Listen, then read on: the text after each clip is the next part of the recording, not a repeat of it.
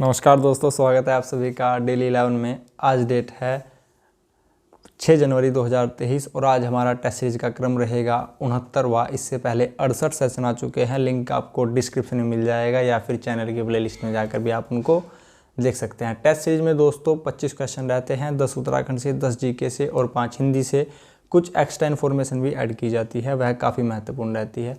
अगर आप उत्तराखंड पटवारी, लेखपाल, फॉरेस्ट गार्ड, कनिक सहायक, जेल बंदी रक्षक की परीक्षाओं में बैठने वाले हैं, समीक्षा अधिकारी, उत्तराखंड की किसी भी परीक्षा में बैठने वाले हैं वनडे एग्जाम में, तो आपके लिए टेस्ट सीरीज काफ़ी महत्वपूर्ण होगी दोस्तों। शुरू करते हैं बिना किसी देरी के, क्योंकि आप सभी जानते हैं समय ही सब कुछ है दोस्तों। समय बड़ा ही मूल्यवान है, देख कर खर्च कीजिएगा। ठीक है, पहला क्वेश्चन आपके सामने है दोस्तों। सरल प्रश्नों से कठिन की ओर बढ़ेंगे दोस्तों। पहला क्वेश्चन, उत्तराखंड का राज्य खेल सभी जानते हैं। ऑप्शन बी यहाँ पर करेक्ट है, 2011। ठीक है दोस्तों, नेक्स्ट, हरेला क्या है? ऑप्शन ए त्योहार है, सब्जी है, फल है, इनमें से कोई नहीं। करेक्ट आंसर यहाँ पर रहेगा दोस्तों ऑप्शन ए त्योहार है। नेक्स्ट क्वेश्चन हमारा, शंकराचार्य का ज्योतिषपीठ कहाँ स्थित है? Option A Gopeshwar, B Joshimath, C Karnaprayag, D इनमें से कोई नहीं। दोस्तों यहाँ पर लिखा है ज्योतिषपीठ, ठीक है, तो यहाँ पर करेक्ट आंसर होगा जो। यहाँ पर भी जो लिखा है, यहाँ पर भी जो लिखा है।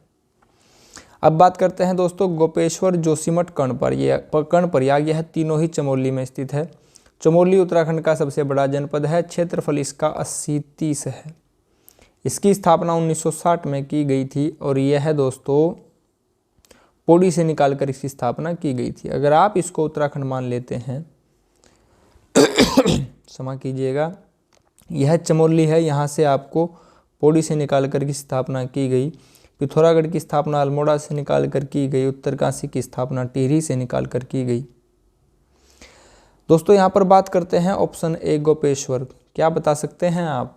उत्तराखंड में 13 जनपद हैं दोस्तों। 13 जनपद में से 2 ही जनपद ऐसे हैं जिनका मुख्यालय, बिल्कुल सही, जिनका मुख्यालय उनके नाम से भिन्न है। गोपेश्वर चमोली का मुख्यालय है, उधम सिंह नगर का मुख्यालय रुद्रपुर है। रुद्रपुर उधम सिंह नगर, ना कि रुद्रप्रयाग। बाकी जो 11 जिले बचते हैं, 11 जनपद बचते हैं, उनका नाम उन्हीं के नाम पर है। ठीक है दोस्तों, यहाँ पर दोस्तों कर्णप्रयाग लिखा है। कर्णप्रयाग में अलकनंदा का संगम पिंडर से होता है, याद रखिएगा। अलकनंदा की लंबाई की अगर बात की जाए 195 है। सबसे बड़ी नदी काली नदी है, लंबाई 252। इसके बाद 205 भागीरथी की लंबाई है। गंगा भी एक महत्वपूर्ण नदी है, इसकी लंबाई उत्तराखंड में 96 है। पूरे भारत में 2525 है। ठीक है दोस्तों, आगे बढ़ेंगे, काफ़ी तथ्य हो चुके हैं। ज्ञानपीठ पुरस्कार प्राप्त करने वाले उत्तराखंड के प्रथम कवि, प्रथम आ जाता है, क्वेश्चन अपने आप में ही इंपॉर्टेंट हो जाता है। सुमित्रा नंदन पंत, वल्लभ डोभाल, शैलेश मटियाणी, इनमें से कोई नहीं। करेक्ट आंसर ऑप्शन ए, मुझे पता है आप सभी जानते हैं। ज्ञानपीठ पुरस्कार 1968, बिल्कुल सही दोस्तों। सुमित्रा नंदन पंत एक छायावादी कवि हैं, इसको भी याद रखिएगा। ज्ञानपीठ पुरस्कार तक तो बात ठीक है। उत्तराखंड राज्य में निम्न में से कौन सा हाथ का आभूषण है? हाथ का आभूषण है। अलंकार का अर्थ भी एक तरह से आभूषण होता है, याद रखिएगा दोस्तों।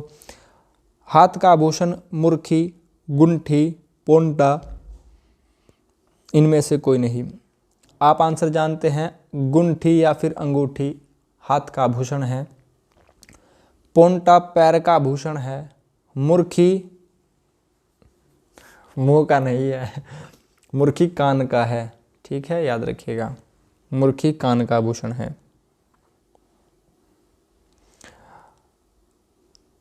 जो भी यहाँ पर मुर्खी भी मुंह का कहने वाला था, लाइक अवश्य कीजिएगा। ठीक है, ऑप्शन ए नरसिंह मंदिर उत्तराखंड के किस जिले में स्थित है?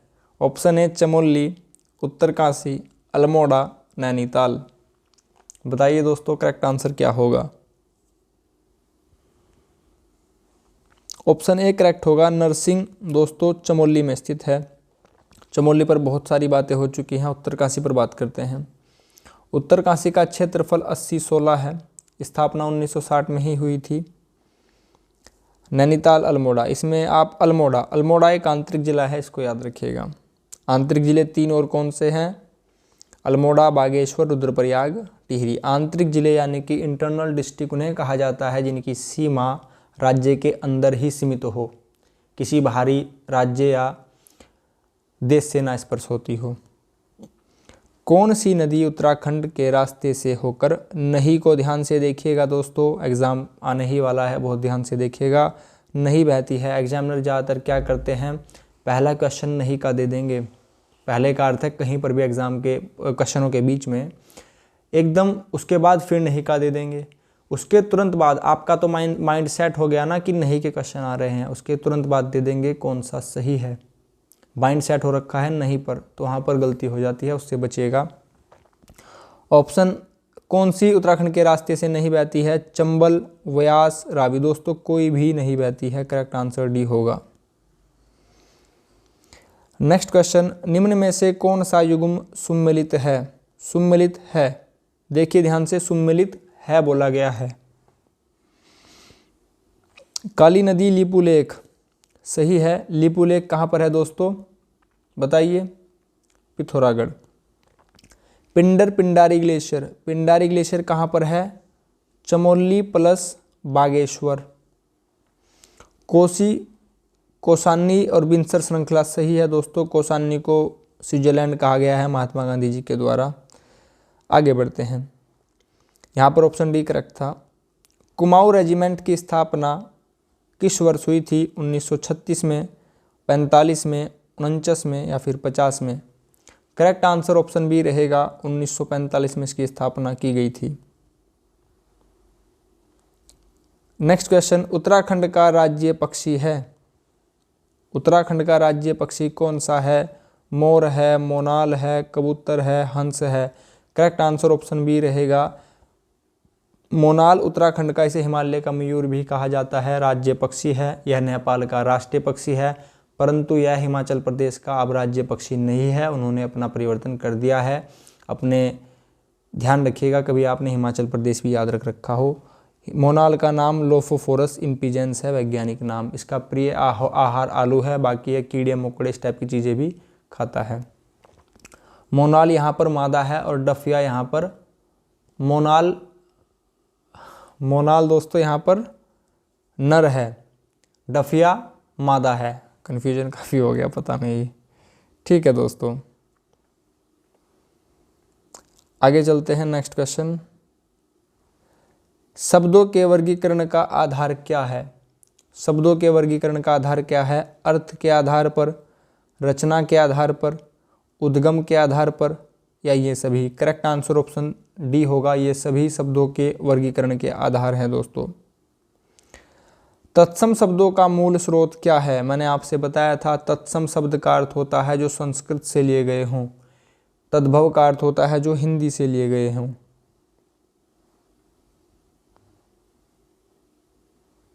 नेक्स्ट, इनमें से किसकी वर्तनी शुद्ध है? आशीर्वाद, आशीर्वाद, आशीर्वाद, आशीर्वाद। दोस्तों ऑप्शन ए यहाँ पर करेक्ट होगा, आशीर्वाद की वर्तनी यहाँ पर शुद्ध है। असुर का पर्यायवाची क्या है? असुर का पर्यायवाची पूछा गया है, देवता, देवी देवता नहीं होगा, राक्षस करेक्ट आंसर होगा। दोस्तों मोनाल में मोनाल मादा है, डफिया नर है, यह था। नेक्स्ट, जो कम खर्च करता हो वह अच्छा इंसान है, ठीक है ना। जो कम खर्च करता हो, अवयी, व्ययशील, मितव्ययी। करेक्ट आंसर ऑप्शन सी होगा, मितव्ययी। जो कम खर्च करता हो, खर्च कम ही करना चाहिए दोस्तों, धन बड़ा ही मूल्यवान होता है। क्वेश्चन नेक्स्ट है जीके से, कौन सी एजेंडा 21 की परिभाषा है? एजेंडा 21 की परिभाषा पूछी गई है, देखिए ऑप्शन ए यहाँ पर लिखा है, मानव अधिकारों की रक्षा हेतु संयुक्त राष्ट्र। नहीं दोस्तों, मानव अधिकारों से कोई संबंध नहीं है। नाभिकीय निशस्त्रीकरण पर नहीं। 21वीं सदी में विश्व पर्यावरण संरक्षण हेतु यह एक योजना है। जी हाँ, करेक्ट आंसर ऑप्शन सी होगा यहाँ पर। पर्यावरण दिवस 5 जून, याद रखिएगा। बच्चों में प्रोटीन की न्यूनता के कारण जो रोग उत्पन्न होता है, प्रोटीन हमारी बॉडी में दोस्तों क्या करता है, टूट फूट को सही करता है, ठीक है ना, मरम्मत करता है। बच्चों में प्रोटीन के कारण जो रोग उत्पन्न होता है उसे ऑप्शन ए यहाँ पर marasmus, option B pellagra, option B beriberi, option D rickets. दोस्तों ऑप्शन डी रिकेटस ये तो vitamin D, beriberi B, pellagra नहीं। करेक्ट आंसर यहाँ पर बचता है हमारा ऑप्शन ए, यहाँ पर करेक्ट होगा दोस्तों। अच्छा क्वेश्चन था। चीनी लेखक भारत का उल्लेख, जो चीन के लेखक हैं वह भारत का उल्लेख किस नाम से करते हैं, किस नाम से भारत को जाना जाता है? ऑप्शन ए फोक्योक, यिंतु, सियुकी, सिकिया पानो। बताइए। करेक्ट आंसर होगा दोस्तों यिंतु को ही भारत कहा जाता है, जो चीनी लेखक हैं उनके द्वारा। भारत का राष्ट्रीय पुष्प है, भारत का राष्ट्रीय पुष्प बताइए दोस्तों क्या है? गुलाब है, कमल है, डहेलिया है, इनमें से कोई नहीं। करेक्ट आंसर होगा दोस्तों यहाँ पर ऑप्शन बी कमल। नाम कमल का आ गया है, ये मेरा एक छात्र है, अवश्य मुस्कुरा रहा होगा, मुझे पता है, ठीक है। निम्नलिखित में से कौन सा पॉलिटिक्स क्वेश्चन है राज्य सरकार का कानूनी सलाहकार होता है? तो राज्य सरकार का कानूनी सलाहकार कौन होता है? महान्यायवादी, महाधिवक्ता, सॉलिसिटर जनरल, नियंत्रक एवं महालेखा परीक्षक। बताइए दोस्तों क्या करेक्ट आंसर होगा? महान्यायवादी किसका होता है बताइए? यह भारत का होता है, अनुच्छेद 76। महाधिवक्ता राज्य का होता है, एडवोकेट जनरल कहा जाता है, अनुच्छेद 165, उत्तराखंड के प्रथम थे मेहरबान सिंह नेगी। ठीक है दोस्तों, आगे बढ़ते हैं। अब यहाँ पर लिखा है दोस्तों नियंत्रक एवं महालेखा परीक्षक, अनुच्छेद 148, गिरीश चंद्र मुर्मू वर्तमान में है, इंग्लिश में कहा जाता है CAG, controller and auditor general of India. ठीक है दोस्तों, नेक्स्ट क्वेश्चन। भारतीय संविधान के किस अनुच्छेद में विधि की सम्यक प्रक्रिया के सिद्धांत को शामिल किया गया है? ऑप्शन ए 11। दोस्तों पहली बात, अनुच्छेद 11, अनुच्छेद 5 से 11 तक नागरिकता से संबंधित हैं, और भाग 2 भारत में एकल नागरिकता है, इसको भी याद रखिएगा। ये कहाँ से ली है हमने? ब्रिटेन से। दोहरी नागरिकता कहाँ पर है? अमेरिका में। 16 नहीं होगा, करेक्ट आंसर यहाँ पर होगा दोस्तों 21, अनुच्छेद 21 में यह बात कही है। मुगल काल में मौलिम क्या था दोस्तों? ऑप्शन 1 कर, बी प्रशासनिक इकाई, सी शासक, डी एक जहाज। मुगल काल में मौलिम एक जहाज था, याद रखिएगा, इंपॉर्टेंट क्वेश्चन है। क्वेश्चन सभी इंपॉर्टेंट है दोस्तों, और एक्स्ट्रा इन्फॉर्मेशन तो बस पूछे मत क्या है। इबोला क्या है? इबोला क्या है? आतंकवादी संगठन है, प्राणघातक विषाणु है, एड्स परीक्षण है, उपरोक्त में से कोई नहीं। एड्स 1 दिसंबर, 2 दिसंबर कंप्यूटर, 3 दिसंबर विकलांग, 4 दिसंबर नौसेना, जल सेना, नौसेना जो भी आप कहें, 5 दिसंबर मृदा दिवस, सोयल डे, 10 दिसंबर मानवाधिकार दिवस। यहाँ पर हमारा करेक्ट आंसर होगा इबोला एक प्राणघातक विषाणु है। ठीक है दोस्तों, आगे बढ़ते हैं। ठीक है, यहाँ पर आ जाती है रीजनिंग। बताइए दोस्तों, ऑप्शन ए में लिखा है 8 2 6 6 36, 7 2 5 8 46, 7 4 6 10 क्वेश्चन मार्क। 2 मिनट का समय लीजिए और इसका आंसर बताइए क्या होगा।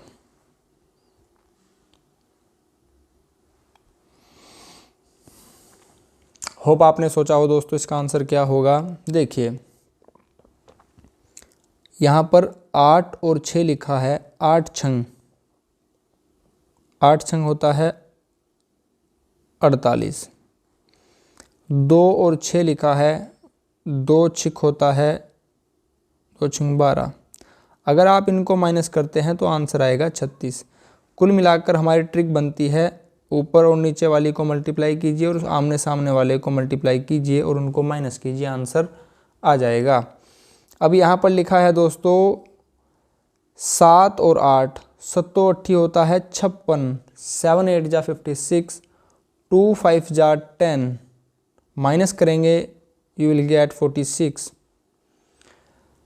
तीसरे में क्या है दोस्तों 7 और 10, 7 और 10, 7 10 जा 70, 4 × 6 24, माइनस करने पर आपको मिलेगा 46 मिलेगा दोस्तों। करेक्ट आंसर यहाँ पर होगा ऑप्शन डी। जी हाँ, ऑप्शन डी यहाँ पर करेक्ट होगा। आगे बढ़ते हैं दोस्तों, क्वेश्चन अच्छा था। यदि मैच को CND WGM BOX को बॉक्स को CQA लिखा गया हो तो नोटबुक को क्या लिखा जाएगा? 2 मिनट का समय लीजिए दोस्तों और बताइए क्या करेक्ट आंसर होगा।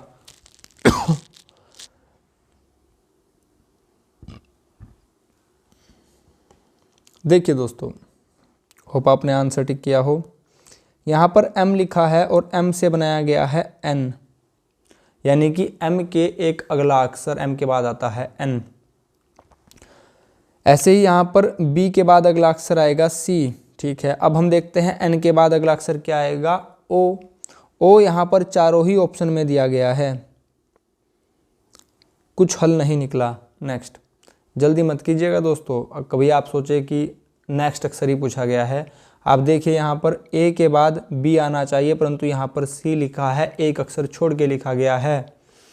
O के बाद क्या आना चाहिए, P, लेकिन यहाँ पर P छोड़ के Q लिखा है। तो ऐसे ही O के बाद P छोड़कर Q आना चाहिए, सभी ऑप्शन में Q है दोस्तों। बात फंस गई, कुछ पता नहीं चला।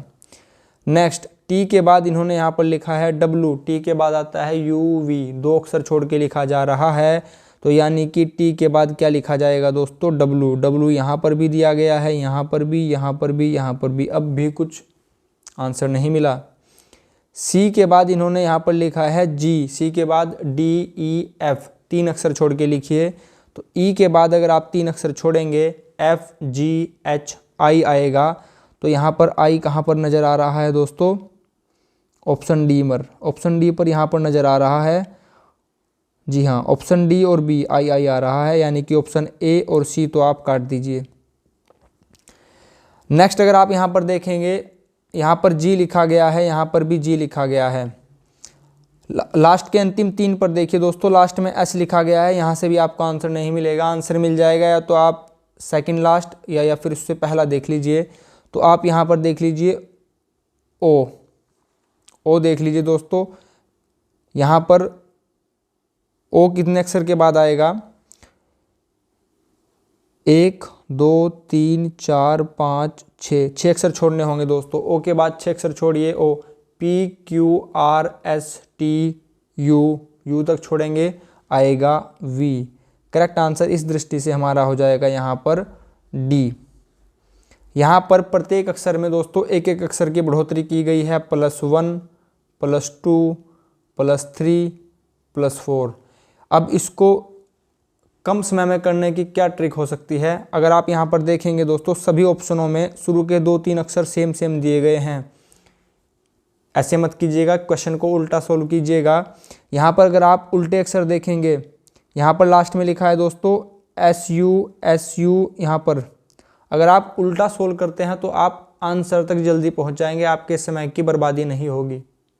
ठीक है दोस्तों यह था हमारा टेस्ट सीरीज का क्रम 69वां टेस्ट सीरीज। आपको कैसी लगी कमेंट बॉक्स में अवश्य बताइएगा, और प्लीज़ दोस्तों लाइक करना मत भूलिएगा। जो भी दोस्त चैनल पर नया हो, चैनल को प्लीज़ सब्सक्राइब कीजिएगा दोस्तों, वीडियो को लाइक कीजिएगा, चैनल की एक हेल्प कीजिएगा, वीडियो को शेयर अवश्य कीजिएगा दोस्तों। आपने अपना कीमती समय चैनल को दिया है, इसके लिए आप सभी का बहुत बहुत धन्यवाद। नमस्कार दोस्तों।